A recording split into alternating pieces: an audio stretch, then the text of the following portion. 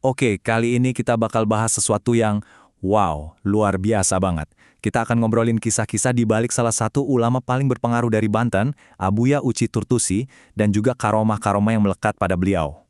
Gimana coba ceritanya? Satu orang, tapi ada di dua tempat dalam waktu yang sama persis.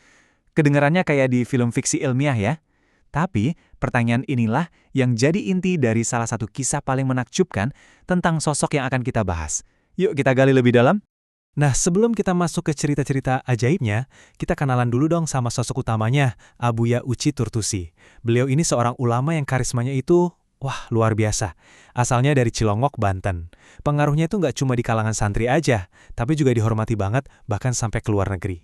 Jadi, beliau ini adalah penerus dari ayahandanya, Abuya Dimyati, buat memimpin pondok pesantren Salafiyah Al-Istiqlaliyah. Pesantren ini didirikan ayahnya tahun 1957. Nah, sejak tahun 2001, Abuya Uci lah yang melanjutkan warisan besar ini. Oke, sebelum kita lanjut ke cerita-cerita yang lebih seru, ada satu kata kunci nih yang penting banget kita pahami bareng-bareng. Karomah. Sederhananya, karomah itu ya semacam anugerah atau kejadian luar biasa yang diyakini diberikan oleh Tuhan kepada hamba-hamba pilihannya atau para wali. Paham konsep ini bakal ngebuka pandangan kita soal keajaiban-keajaiban di cerita berikutnya. Nah sekarang, kita bakal lihat beberapa kisah yang benar-benar nunjukin karakter dan dedikasi beliau. Inilah yang jadi fondasi kenapa banyak banget orang yang hormat sama beliau.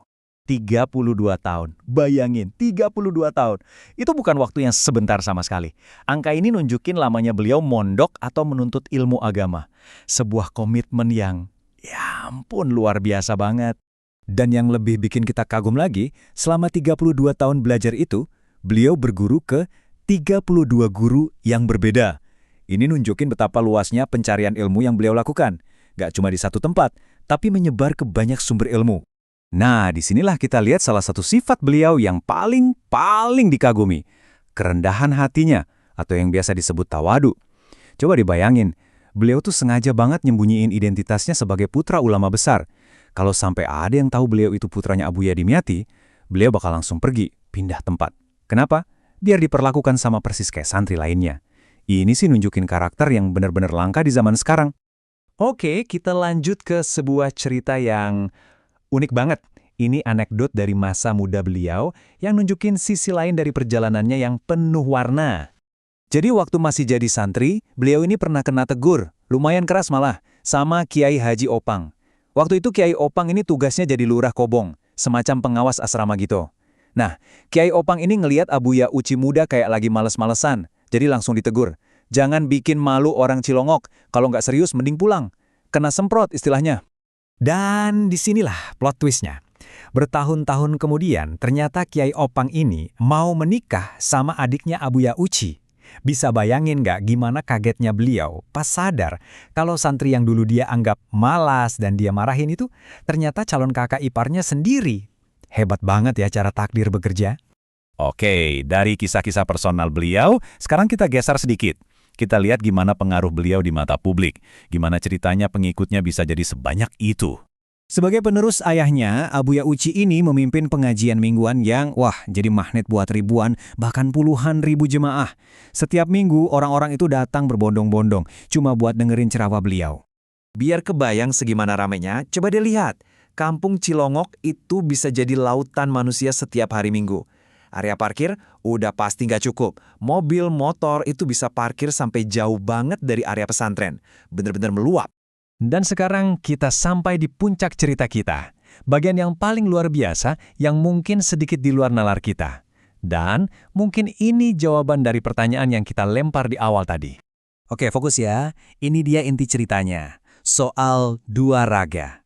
Jadi pada suatu pagi, Abuya Uci itu lagi ngobrol santai sama Menhadiri, ini putranya guru beliau, di pesantren. Tapi anehnya, di waktu yang sama, ada rombongan santri lain yang lihat beliau lagi berkunjung ke seorang kiai hikmah di tempat lain di Tangerang. Dua lokasi, satu waktu. Nah, ini bagian yang bikin semua orang garuk-garuk kepala. Para santri yang pulang dari tempat kiai hikmah itu cerita, katanya Abuya Uci dikasih hadiah 3 ikat singkong. Dan secara ajaib, hampir di waktu yang bersamaan, Menhadiri yang dari pagi bareng Abuya di pesantren, nemuin 3 ikat singkong yang sama persis, tiba-tiba udah ada di kamar Abuya. bukti fisik yang seolah-olah nyambungin dua tempat yang berbeda ini. Gimana coba jelasinnya?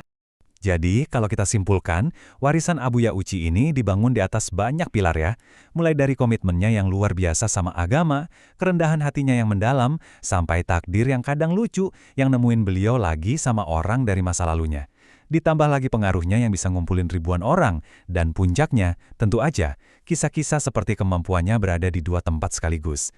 Cerita-cerita inilah yang terus hidup dan diwariskan dari satu generasi ke generasi berikutnya. Sebagai penutup, saya mau ngajak kalian semua buat merenung sejenak. Terlepas dari kita percaya atau tidak, terlepas dari kita melihat ini sebagai fakta atau cerita yang syarat makna, coba pikirkan, gimana sih narasi-narasi seperti ini bisa membentuk warisan seorang tokoh, dan gimana cerita-cerita ini memperkuat pengaruh mereka, bahkan untuk generasi yang akan datang.